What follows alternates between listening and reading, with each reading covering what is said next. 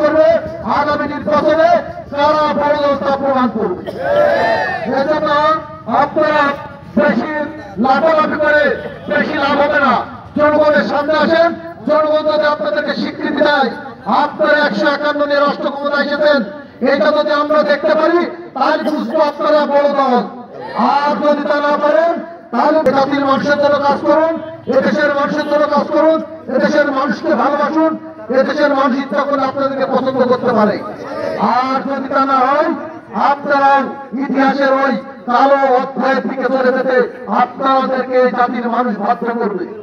প্রিয় ভাইরা, পাঠককে মানুষ হত্যা করে দিবালোকে প্রকাশ্যে মানুষের ভালোবাসা অর্জন করা যায় না, তাই কি? চাই না। আমরা এমন একটা বাংলাদেশ দেখতে চাই জামাত ইসলামীর নেতৃত্বে ইসলামী শক্তিগুলোর সমন্বিত প্রচেষ্টার মাধ্যমে বাংলাদেশে এমন একটা রাষ্ট্র গঠন করতে চাই আমরা, যে রাষ্ট্র হবে প্রত্যেকটি নাগরিকের জন্য নিরাপদ, প্রত্যেকটি নাগরিকের জন্য হবে সম্মানের, প্রত্যেকটি নাগরিকের জন্য হবে মর্যাদার। আমরা চাই বাংলাদেশের যুবকদের কর্মসংস্থান সৃষ্টির মাধ্যমে তাদের হাতে কাজ তুলে দিয়ে সন্ত্রাস দমন করতে চাই।